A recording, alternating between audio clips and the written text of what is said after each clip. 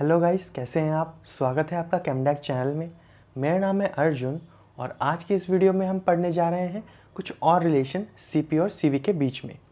हमने इससे प्रीवियस वाली वीडियो में पढ़ा था fundamental relation between CP and CV.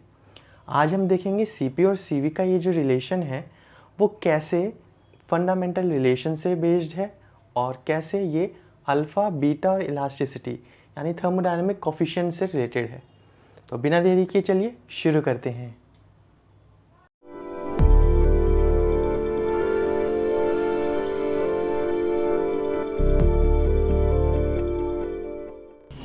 तो आज हम पढ़ने जा रहे हैं कुछ और रिलेशन Cp माइनस Cv के लिए। हम पहले पढ़ चुके हैं कि Cp माइनस Cv यानी जो हीट कैपेसिटी इसका डिफरेंस होता है eight constant pressure and constant volume, वो होता है हमारा T del P by del T at constant V into del V by del T at constant P। ये रिलेशंस हम पिछली वीडियो में पढ़ चुके हैं। अगर आपने वो वीडियो नहीं देखी है तो मैं ऊपर आई बटन पे उसका लिंक दे दूंगा। आज हम पढ़ने जा रहे हैं कुछ और Cp माइनस Cv के रिलेशंस जो इसी फंडामेंटल इक्वेशन से निकले हैं। तो पहला रिलेशन है हमारे पास Cp minus Cv is equal to minus T del P by del T at constant volume इसका square into del V by del P at constant T. और एक और रिलेशन है मेरे पास Cp माइनस Cv का, वो है बिल्कुल सिमिलर इसी की तरह रिलेशन है minus T del V by del T at constant P इसका square into del P by del V at constant T। तो इन दोनों का आज हम प्रूफ करेंगे कि ये कैसे प्रूफ होते हैं।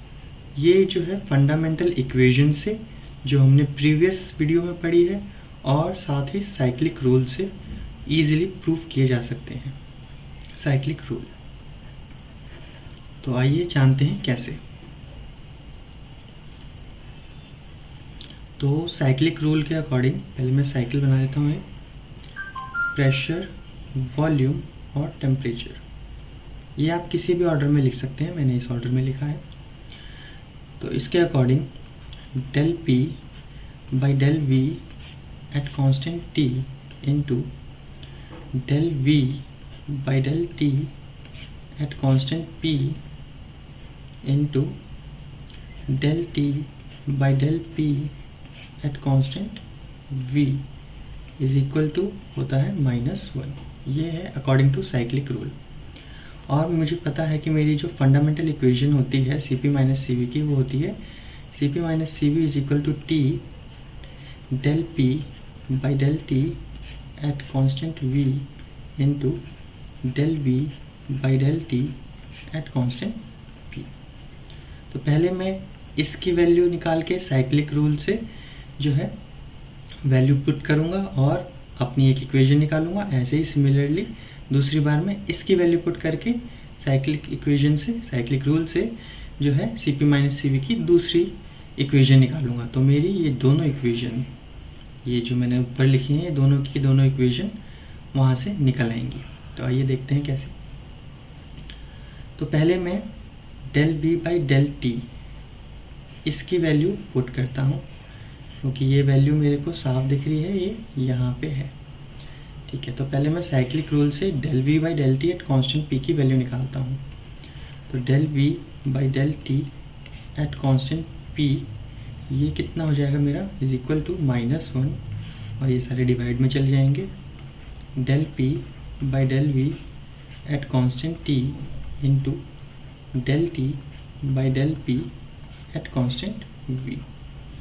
इसको मैं ऊपर लाऊंगा वापस न्यूमरेटर में, तो ये रेसिप्रोकल हो जाएंगे, यानी del v by del P at constant t into del p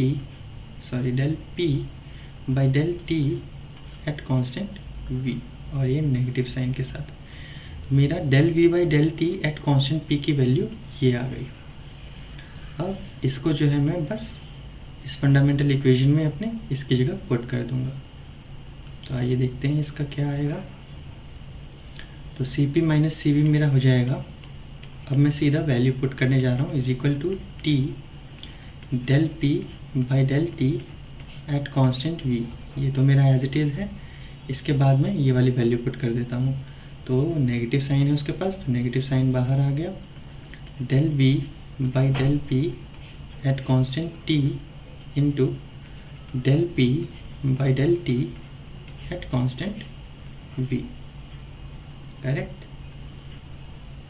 now अब क्या होगा, ये 2 बार आ गई तो इसका स्क्वायर हो जाएगा, ये दोनों टर्म्स 2 बार आ गई हैं, तो मेरी यहाँ से पहली इक्वेशन निकल जाएगी, minus T del P by del T at constant V इसका square into del V by del P at constant T. तो ये हो गया मेरा C P minus C V के बीच में एक और रिलेशन। तो यही रिलेशन मैंने ऊपर शुरुआत में लिखा था, यहाँ पे ये था। तो हमारी फर्स्ट वाली इक्वेशन जो है वो प्रूफ हो गई है।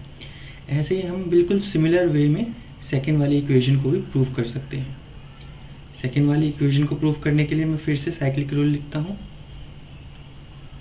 साइक्लिक रूल मैंने कुछ ऐसे किया था, यहाँ पे प्रेशर, वॉल्यूम और टेम्परेचर इसी डायरेक्शन में, एरोस की इसी डायरेक्शन में हमें जाना है।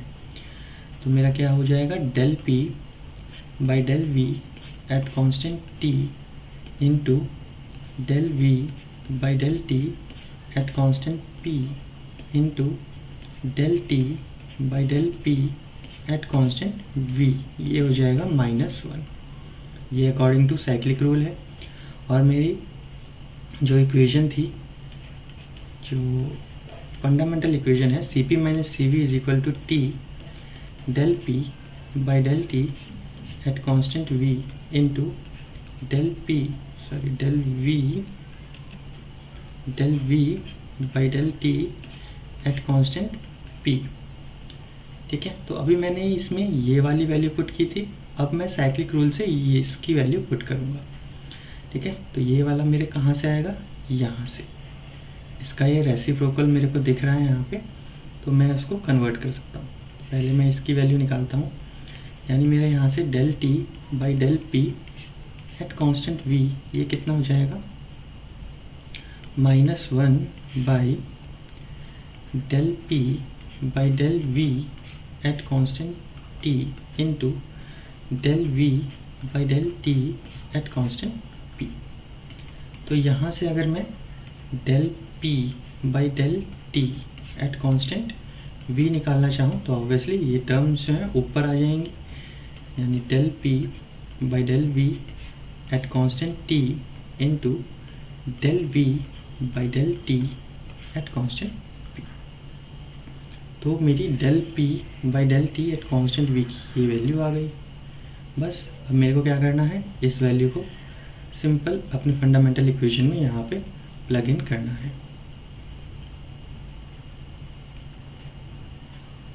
तो मेरा क्या बन जाएगा, C P minus C V is equal to T del P by del T at constant V. इसकी वैल्यू मैं डालने जा रहा हूँ, del P by del V at constant T into del V by del T at constant P. एक यहाँ पे minus sign मैं भूल गया, यहाँ पे माइनस साइन था, यहाँ पे माइनस साइन आ जाएगा मेरा, और इसके बाद del V by del T at constant P. Correct. तो अब मेरी ये दो टर्म्स 2 बार आ गई हैं, तो ऑब्वियसली इसका स्क्वायर हो जाएगा। तो C P minus C V is equal to minus T del P by del V at constant T into del V by del T at constant P इसका स्क्वायर। तो ये आ गई मेरी सेकंड इक्वेशन जो मैंने ऊपर लिखी थी, जो मेरी थी ये सेकंड इक्वेशन की वाली। तो ऐसे ही हमने ये दोनों इक्वेशन प्रूव कर ली बाय साइक्लिक रूल से। इसके अलावा भी हमारी 2 और C P minus C V के रिलेशन होते हैं, उनको हम लिखते हैं अब। तो पहला रिलेशन है मेरा C P minus C V is equal to alpha square T V by beta. अभी अल्फ़ा बीटा क्या है, ये थर्मोडायनेमिक कोफिशिएंट्स हैं। अगर आपने मेरी थर्मोडायनेमिक कोफिशिएंट वाली वीडियो नहीं देखी तो मैं ऊपर आई बटन में उसका लिंक दे दूँगा। तो हमें पता है अल्फ़ा यानी एक्सपेंशन कोफिशिएंट है ये हमारे पास। तो ये एक्चुअल में क्या होता है, रिलेटिव चेंज इन वॉल्यूम पर unit change in temperature at constant pressure.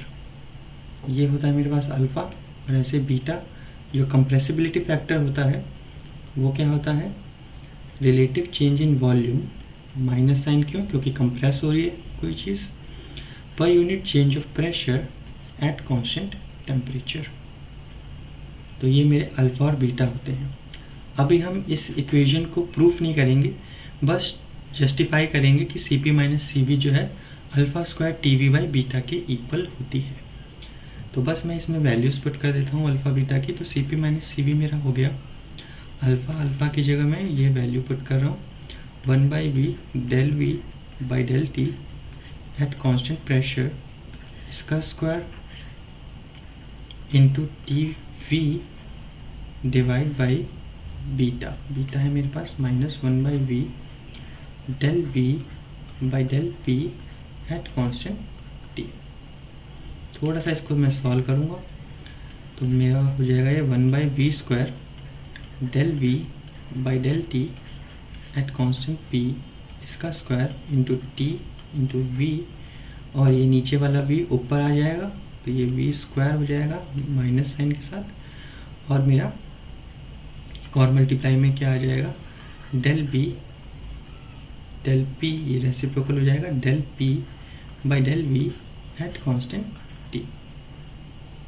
मेरा ये कैसे सॉल्व होएगा, यानी C P minus C V मेरा हो गया -1/v स्क्वायर, इसको मैं फिर से लिख देता हूँ, del v by del T at pressure square into T into V square into del P by del V at constant T.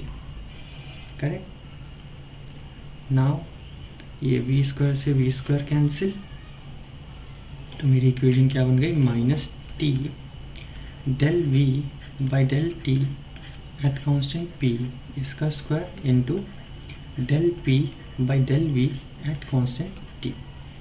तो ये मेरा C P minus C we, और ये रिलेशन अभी मैंने जस्ट साइक्लिक रूल से निकाला। तो इसका मतलब क्या हुआ कि मेरा C P minus C V जो है वो alpha square T V by beta भी होता है। तो ये एक और रिलेशन है। ऐसे ही एक लास्ट रिलेशन और है जो C P minus C V का होता है।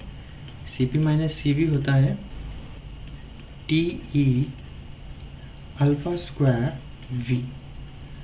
अब यहाँ पे ये ई क्या है, ई जो है हमारा वो है इलास्टिसिटी। इलास्टिसिटी हमने फिजिक्स में पढ़ा होगा, ये क्या होता है, स्ट्रेस अपॉन में strain. The stress is due to change in pressure and the strain is due to the relative change in volume।